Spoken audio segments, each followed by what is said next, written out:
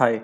आज की क्लास में बात करेंगे स्ट्रक्चर के बारे में। तो स्ट्रक्चर क्या होता है सी लैंग्वेज के बारे में, इसके बारे में मैं आपको डिटेल में बताने वाला हूं। तो इस एग्जांपल को समझने के लिए सबसे पहले जो मैंने डायग्राम बना रखा है इसको देख लेते हैं। देखिए, सपोज पहले क्या होता था, सपोज मेरे पास एक ये पेजेस वेरिएबल है। तो इसके अंदर मैं इंटीजर कोई भी वैल्यू स्टोर कर सकता हूँ। लेट से मैंने यहाँ पे दे दिया 10। उसी तरीके से मेरे पास एक दूसरा वेरिएबल है जिसकी टाइप है फ्लोट, और वो है एमआरपी वेरिएबल। तो इसके अंदर मैं कोई भी डेसिमल वैल्यू दे सकता हूं, लेट से 4.5।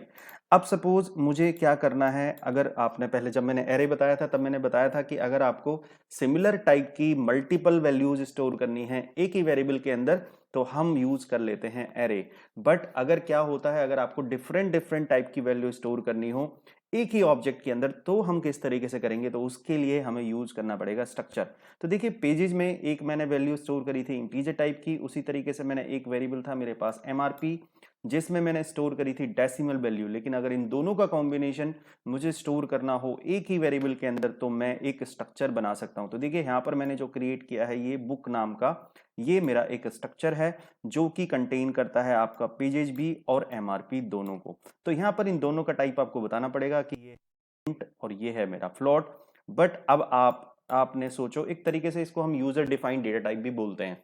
पहले क्या होता था, हमारे पास इंटीजर डिफाइंड था, फ्लोट था, करेक्टर था, ये सारे हमारे पास ऑलरेडी डिफाइंड डेटा टाइप थे। बट अब मैंने अपना ही खुद का एक डेटा टाइप क्रिएट कर दिया कि अब मैं किस तरीके के वेरिएबल क्रिएट कर सकता हूं, बुक टाइप के। तो बुक है क्या बेसिकली, पहले वो स्ट्रक्चर आपको डिफाइन करना होता है। जैसे मैंने यहाँ पर बुक बताया कि बुक क्या है, बेसिकली इसके अंदर पेजेज और एमआरपी दोनों चीजें स्टोर करने के लिए दो वेरिएबल हैं।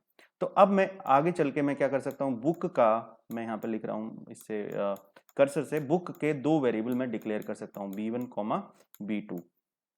यानी जैसे मैं वेरिएबल डिक्लेयर कर रहा था इंट के, फ्लोट के, उसी तरीके से अब मैं बुक के भी वेरिएबल डिक्लेयर कर सकता हूं। तो ये होता है मेरा स्ट्रक्चर क्रिएट करने का तरीका। स्ट्रक्चर किस तरीके से क्रिएट होता है ये मैंने आपको एग्जांपल बताया स्ट्रक्चर का। हालांकि कोडिंग में कैसे होगा वो मैं आपको पूरा डेमो करके दिखाऊंगा। फिर उस स्ट्रक्चर टाइप के वेरिएबल आप डिक्लेयर कर सकते हो। इसके अंदर इनपुट कैसे ली जाती है, आउटपुट कैसे प्रिंट होती है, वो सब चीजें मैं बताऊंगा डिटेल में इस एग्जाम्पल के अंदर। तो चलिए कर देता हूं क्लियर, और फिर चलते हैं हम अपने एक्चुअल एग्जांपल की तरफ। तो चलिए यहाँ पे कोडिंग स्टार्ट करते हैं। इसी एग्जांपल को मैं आपको करके दिखाऊंगा इंप्लीमेंट। तो सबसे पहले हम हेडर फाइल ऐड कर लेते हैं, इंक्लूड studio.h। उसके बाद हम दूसरी हेडर फाइल इंक्लूड conio.h, और उसके बाद मैं आपको डिफाइन करूंगा मेन फंक्शन void main। ये तो मेरा हो गया स्ट्रक्चर जो मैं सबसे पहले लिखता हूँ। अब आप देख लेते हैं कि हम जो स्ट्रक्चर बनाते हैं वो हमारा डिक्लेयर किस तरीके से होता है। तो उसके लिए हमें लिखना होता है कीवर्ड स्ट्रक्ट। स्ट्रक्चर का नाम क्या रखना है, जैसे अभी मैंने बुक का एग्जांपल दिया तो मैंने उसका नाम ही रख दिया बुक। अब इसके अंदर दो वेरिएबल मुझे डिक्लेयर करने हैं, एक है मेरा पेजेस और दूसरा है मेरा फ्लोट एमआरपी। ये मैंने दोनों डिक्लेयर कर दिए। अब देखिए, ये यहाँ पर आपको सेमीकोलन भी लगाना होता है। तो ये स्ट्रक्चर डिक्लेयर हो गया, स्ट्रक्चर का नाम है बुक। अब इस स्ट्रक्चर टाइप के वेरिएबल आपको डिक्लेयर करने हैं, तो वो आप किस तरीके से करोगे आप देख लीजिए। सबसे पहले आपको लिखना होता है स्ट्रक्ट, फिर अपने स्ट्रक्चर का नाम, फिर जो वेरिएबल आपको लिखने हैं उनका नाम आप दे दीजिए। जैसे कि मैं दे रहा हूं B1 B2। तो ये दो वेरिएबल यानी कि दो बुक मैंने डिफाइन कर दी। आपको एक बुक डिफाइन करनी है, आप एक बुक भी डिफाइन कर सकते हो। आपको मल्टीपल क्रिएट करनी है, आप कॉमा लगा के करते रहेंगे। एक और चीज मैं बता देता हूं कि आप स्ट्रक्चर का भी एरे भी क्रिएट कर सकते हैं। अगर आपको मल्टीपल बुक की एंट्री स्टोर करनी है, फॉर एग्जाम्पल आपको 100 बुक्स का डेटा स्टोर करना है, तो आप एरे भी क्रिएट कर सकते हो बुक का। वो एरे कैसे क्रिएट होगा वो आपको पता है, एरे का नाम और फिर उसमें आप उसका साइज दे देंगे एरे का। तो टाइप जो हो जाएगा वो बुक हो जाएगा। लेकिन इसमें टाइप डिफाइन करने से पहले, बिकॉज ये यूजर डिफाइंड डेटा टाइप है, तो आपको स्ट्रक्ट लगाना होता है। अब हम एग्जाम्पल की तरफ आगे बढ़ते हैं। हमारा जो स्ट्रक्चर है बुक का वो डिक्लेयर हो गया है और स्ट्रक्चर के दो वेरिएबल भी डिक्लेयर हो चुके हैं। अब हम चलते हैं कि हम प्रोग्राम किस चीज का बनाएंगे। तो सबसे पहले मैं यूजर से इस बुक की एंट्री ले लेता हूं। तो मैंने पूछा एंटर द बुक डिटेल, ये मैंने यूजर को मैसेज दिया कि एंटर द बुक डिटेल्स। इसके बाद मैंने स्लैश एन लगा दिया और फिर हम यूजर से इनपुट कैसे लेनी वो देख लेते हैं। तो मैंने लिखा स्कैन एफ और फिर मैंने लिख दिया स्कैन एफ के बाद मैंने लिखा %d जो मुझे पेजेस लेना है, और परसेंटेज मैंने लिखा एफ, वो लिखा मैंने फ्लोट के लिए, एमआरपी के लिए। तो पहली वैल्यू थी पहली बुक के लिए मुझे एंट्री करनी है, तो मैंने लिखा B1 डॉट पेजेज, राइट। दूसरी वैल्यू मुझे लेनी है तो वो मैंने लिखी %B1, पहली बुक में ही ले रहा हूं मैं भी, B1 डॉट एमआरपी। चाहो तो हम इसको ये भी लिख सकते हैं, enter the first book details, यहाँ पे मैं लिख लेता हूँ फर्स्ट बुक डिटेल्स, यानी पहली बुक की डिटेल मैंने डाली है। और उसके बाद हम दूसरी बुक की डिटेल भी ले लेते हैं, तो मैं इसको फिर से प्रिंट कर देता हूँ, प्रिंट एफ। देखो 2 बार एंट्री लूंगा मैं यूजर से, पहली बुक की डिटेल डालो और सेकंड बुक की डिटेल डालो। तो मैंने लिखा enter the second book details. अभी मैं 2 बुक के लिए एग्जांपल दे रहा हूं, आप लूप वगैरह चला के एरे का यूज भी कर सकते हो। स्कैन एफ, आप चाहते तो इसको कॉपी भी कर सकते थे, %d %f कॉमा, दूसरी बुक के लिए ले रहा हूं मैं इस बार, तो देखिए नाम बुक का चेंज हो जाएगा b2.pages कॉमा b2.mrp और इससे पहले लगेगा %। ये तो ये मेरी दूसरी बुक की एंट्री आ गई। अब मैं चाहता हूं कि यूजर ने तो अपनी एंट्री कर दी है, मुझे जस्ट उनको प्रिंट करना है। आप कोई भी और प्रोग्राम बना सकते हो, बट मैं आपको एक सिंपल एग्जांपल चला के दिखाता हूं, जिसके अंदर मैं यूजर से स्ट्रक्चर बना के उसके अंदर इनपुट कैसे लेनी है और उसके अंदर प्रिंट कैसे करना है। तो आपको ये चीज पता चल गई होगी कि स्ट्रक्चर के थ्रू आप उसके वेरिएबल को किस तरीके से पकड़ते हो, वो पकड़ते हो आप डॉट लगा के। तो ये था आपके स्ट्रक्चर वेरिएबल का नाम, जैसे फॉर एग्जांपल b1, और ये था उसके अंदर जो हमने ये वेरिएबल डिक्लेयर करे हुए हैं वो वेरिएबल। तो b1.pages और b1.mrp, उसी तरीके से b2.pages और b2.mrp। अब हम बात करते हैं कि हम इनको प्रिंट करवाते हैं।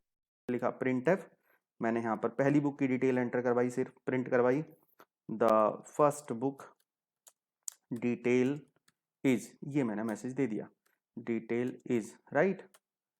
और ये मैंने इसके बाद स्लैश एन लगा दिया, जिससे जो प्रिंट होगा वो आपका नई लाइन पे कर्सर चला जाएगा। तो ये मेरा प्रिंट हो गया। उसके बाद मैं प्रिंट कर देता हूँ पहली बुक की डिटेल, प्रिंट एफ, यहाँ पे लिखा मैंने pages, pages equal to %d, और दूसरा लिखा मैंने mrp is equal to %f। ये आपको पता ही होगा, शुरू से हम लिखते चले आ रहे हैं। उसी तरीके से मुझे b1 के पेजेज प्रिंट करने, तो मैं लिखूंगा b1.pages कॉमा, दूसरी वैल्यू b1.mrp, तो वो लिख दिया मैंने इस तरीके से। अब देखिए मैं यहाँ पर लिख रहा हूँ आपको एक ही बुक की डिटेल, या फिर मैं एक काम कर लेता हूँ, मैं इस ब्रैकेट को ऊपर कर देता हूँ, जिससे ही मेरा यहाँ पर दूसरी बुक की भी डिटेल प्रिंट करने के लिए मेरे पास स्पेस बन गया।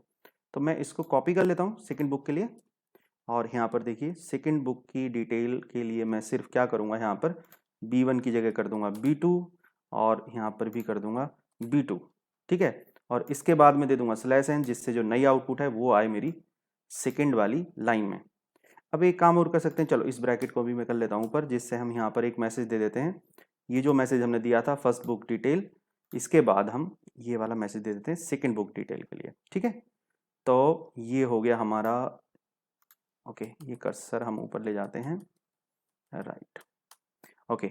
तो अब इस प्रोग्राम को देख लीजिए, ये मैंने स्ट्रक्चर डिक्लेयर किया, ये स्ट्रक्चर के वेरिएबल मैंने बनाए, बुक टाइप के वेरिएबल बनाए b1 और b2, 2 वेरिएबल मैंने बनाए। उसके बाद मैंने यूजर से इनपुट मांगी, बुक की डिटेल आप एंटर करिए, उसने पहली बुक की डिटेल डाली, फिर मैंने उससे दूसरी बुक की डिटेल मांगी, उसने फिर से दूसरी बुक की डिटेल स्कैन करवा ली मैंने, फिर मैंने पहली बुक की डिटेल प्रिंट कर दी, और फिर मैंने सेकंड बुक की डिटेल प्रिंट कर दी। तो ये मेरा प्रोग्राम बन गया, जिसमें मैंने बताया आपको स्ट्रक्चर का इम्प्लीमेंटेशन। लेकिन मैंने बता दिया कि आप स्ट्रक्चर के अगर आपको 2 वेरिएबल डिक्लेयर करने थे तो आपने बना लिए b1 b2, लेकिन अगर आपको डिक्लेयर करने हो और ज़्यादा वेरिएबल, तो आप स्ट्रक्चर का एरे भी बना सकते हो। अब बात आती है कि आप कौन कौन सी एक्सरसाइज इसके ऊपर कर सकते हो। तो आप कोई स्ट्रक्चर का एरे बना के स्ट्रक्चर के किसी भी डेटा को सॉर्ट करने का प्रोग्राम बना सकते हो, उसके अंदर कोई भी वैल्यू फाइंड करने का प्रोग्राम, यानी कि सर्चिंग का प्रोग्राम बना सकते हो। तो इसका एग्जांपल मैं आपको बता देता हूँ। आप एक स्ट्रक्चर डिफाइन करिए स्टूडेंट का, जिसके अंदर आप डिफरेंट टाइप के फील्ड्स लीजिए, for example roll number, marks और name.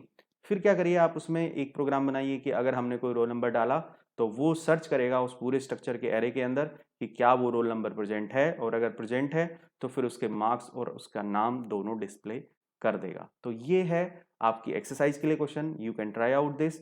If you have any query you can ask me. I hope कि ये जो एग्जाम्पल मैंने आपको स्ट्रक्चर का समझाया है आपको समझ आ गया होगा। मैंने आपको हिंट बताया कि आप एरे वगैरह भी ले सकते हो, और मैंने आपको एक्सरसाइज भी बताई कि कौन सी एक्सरसाइज आप इसके ऊपर कर सकते हो। आई होप कि एक्सरसाइज आप कर लोगे।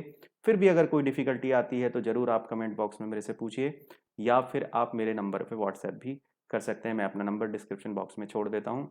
आई होप कि अब आपको एरे का कॉन्सेप्ट, स्ट्रक्चर का एरे के थ्रू तो मैंने जस्ट आपको एक्सप्लेन किया, बाकी मैंने आपको करके दिखाया स्ट्रक्चर बनता किस तरीके से है और स्ट्रक्चर को हम इम्प्लीमेंट किस तरीके से करते हैं। I hope you enjoyed the video, and अब मिलेंगे हम नेक्स्ट वीडियो में। If you like the video, please press the like button, and if you are new on the channel, please subscribe the channel. Thank you.